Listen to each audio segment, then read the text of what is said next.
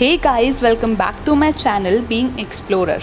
और आज की इस वीडियो में हम बात करेंगे Hollywood horror film the autopsy of Jane Doe पर। अब क्योंकि ये हॉलीवुड की फिल्म है तो हमें सस्पेंस के लिए 15 से 20 मिनट का वेट नहीं करना पड़ेगा। मूवी के पहले सीन में ही हम देखते हैं एक घर जिसमें पुलिस कुछ लाशों की इन्वेस्टिगेशन कर रही है और इन लाशों का ताल्लुक उस घर से ही है। घर के बेसमेंट में जाकर पुलिस को मिट्टी में दबी हुई एक लड़की की लाश मिलती है, जिसकी आइडेंटिटी पता ना होने की वजह से उस लाश का नामकरण पुलिस वाले ही करते हैं। उस लाश का नाम रखा जाता है Jane Doe. Police Jane Doe की लाश को ऑटोप्सी के लिए भेजती है क्योंकि सस्पेंस ये है कि घर में मिली सभी लाशों पर कई तरह के जख्मों के निशान हैं, लेकिन सिर्फ एक लाश है जिस पर एक खरोच का भी निशान नहीं है और वो लाश थी जेन डो की। अगले सीन में हम देखते हैं एक मॉर्ग को, जहां दो लोग मिलकर एक जली हुई लाश की ऑटोप्सी कर रहे हैं। ये दोनों बाप बेटे हैं और बाप का नाम टॉमी है और बेटे का नाम ऑस्टिन। इन दोनों ने अपने घर के बेसमेंट में ही मॉर्ग बना रखा था। तभी वहां ऑस्टिन की गर्लफ्रेंड एमा आती हैं, जो कि ऑस्टिन को लेने आई थी मूवी शो के लिए। एमा ऑस्टिन को कहती हैं कि उसे एक लाश देखनी है, तो ऑस्टिन टॉमी से पूछकर एमा को लाश दिखाता है। एमा पूछती है कि इस लाश के पैर में घंटी क्यों बंधी है, तो टॉमी एमा को समझाते हैं कि पहले के टाइम में लोगों को पता ही नहीं चलता था कि इंसान मर चुका है या कोमा में है। अगर वो इंसान जिंदा है तो वो थोड़ा भी हिलेगा और घंटी बजेगी तो हम लोगों को पता चल जाएगा कि इंसान अभी जिंदा है। पुराने ख्यालातों का होने की वजह से टॉमी आज भी इन रिचुअल्स को फॉलो कर रहे थे। जैसे ही ऑस्टिन और एमा वहां से जाने वाले होते हैं, तभी पुलिस वहां जेन डो की लाश को लेकर आती है और पुलिस इंस्पेक्टर टॉमी से कहते हैं कि उन्हें कल सुबह तक ही जेन डो की ऑटोप्सी रिपोर्ट चाहिए। इसलिए ऑस्टिन एमा को बोलता है कि वो मूवी रात वाले शो में देख लेंगे, अभी उसे अपने पिता की मदद करनी है।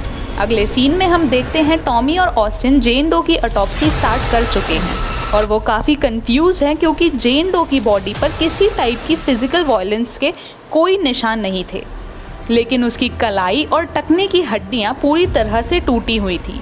जेन डो की जीभ कटी हुई थी और उसकी एक मोलर टूथ भी मिसिंग थी।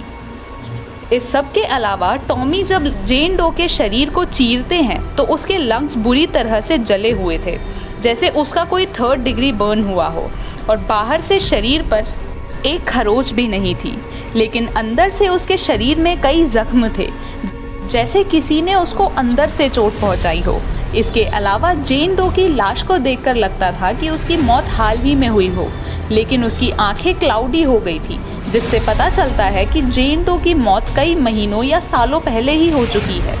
ऑस्टिन नोटिस करता है कि जेन डो की कमर उसके शरीर की तुलना में काफ़ी पतली थी, जो कि कई 100 साल पहले हुआ करता था, जब लड़कियों को जिंदगी भर कॉर्सेट पहनाया जाता था।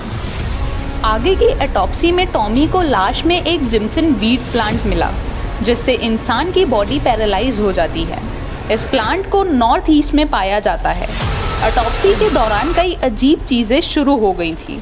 रेडियो अपना स्टेशन खुद ही बार बार चेंज करने लग गया था और एक पर्टिकुलर सॉन्ग पर आकर रुकता था, जिसके लिरिक्स हैं open up your heart and let the sunshine इन।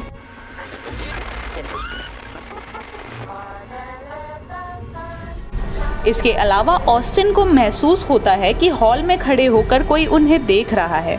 जब वो वहां चेक करने जाता है तो उसे एयर डक्ट में उनकी बिल्ली मरी हुई मिलती है। रेडियो पर न्यूज़ रिपोर्ट आती है कि उनके एरिया में भयानक तूफान आने वाला है। आगे की ऑटोप्सी में इन्हें लाश के पेट से जेन डो की मोलर टूथ कपड़े में लिपटी हुई मिलती है, जो कि मिसिंग थी। उस कपड़े में कुछ रोमन न्यूमरल्स लिखे थे। टॉमी जब जेन डो की स्किन को अलग करते हैं तो उन्हें उसकी स्किन पर कुछ सिंबल्स मिलते हैं। ठीक इसी वक्त कमरे की सारी लाइट्स एक साथ फट जाती हैं। जब बैकअप लाइट जलाकर ऑस्टिन और टॉमी मॉर्ग में देखते हैं तो जेन डो की लाश को छोड़कर सभी लाशें वहां से गायब हो चुकी थी। ऑस्टिन और टॉमी वहां से भागने की कोशिश करते हैं तो उन्हें पता चलता है कि लिफ्ट का पावर कट हो चुका है और उनके घर के फ्रंट डोर पर तूफान की वजह से पेड़ गिर गया है। अब ऑस्टिन और टॉमी समझ चुके थे कि हो ना हो इन सभी पैरानॉर्मल एक्टिविटीज़ के पीछे कहीं ना कहीं जेन डो की लाश का हाथ है। वो दोनों मिलकर जेन डो की लाश को आग लगा देते हैं, जो कि पूरे कमरे में फैल जाती है। जैसे तैसे आग बुझती है और ऑस्टिन देखता है कि लिफ्ट चलने लग गई है। वो दोनों लिफ्ट की तरफ भागते हैं और उन्हें घंटी की आवाज़ सुनाई देती है, जो कि धीरे धीरे उनके नज़दीक आती जा रही थी। टॉमी आवाज़ वाली साइड पर कुल्हाड़ी फेंकते हैं तो घंटी की आवाज़ बंद हो जाती है। ऑस्टिन वहाँ जाकर देखता है कि उसकी गर्लफ्रेंड एमा वहाँ पे मरी हुई थी। यहाँ उन्हें पता चल गया था कि टॉमी और ऑस्टिन दोनों ही नहीं बचेंगे। हो सकता है कि जेन डो उन्हें भी मार दे। इसलिए टॉमी और ऑस्टिन दोनों जेन डो की लाश के पास जाते हैं। ऑटोप्सी के लास्ट फेज में जब ऑस्टिन लाश के ब्रेन सेल चेक करता है तो वो हैरान हो जाता है, क्योंकि जेन डो के ब्रेन सेल एक्टिव थे, यानी समहाउ जेन डो अभी भी जिंदा है।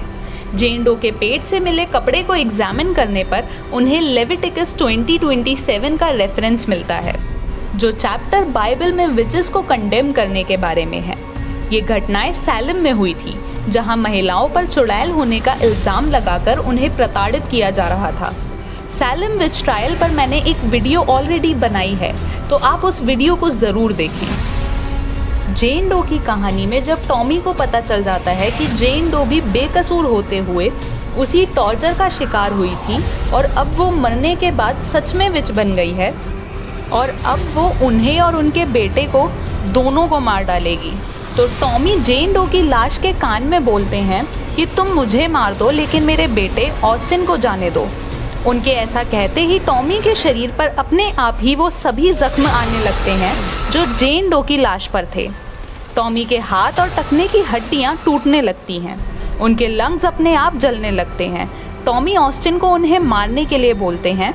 ऑस्टिन एक चाकू घोंपकर रोते हुए अपने पिता को मार देता है और जेन डो का शरीर अपने आप हील हो चुका होता है, मानो उसकी ऑटोप्सी अभी स्टार्ट भी नहीं हुई हो। ऑस्टिन अपने घर की एटिक पर जाता है और वो देखता है उसके पिता की लाश हवा में उड़ रही होती है, जिसे देखकर वो डर जाता है और उसकी एटिक से गिरकर मौत हो जाती है।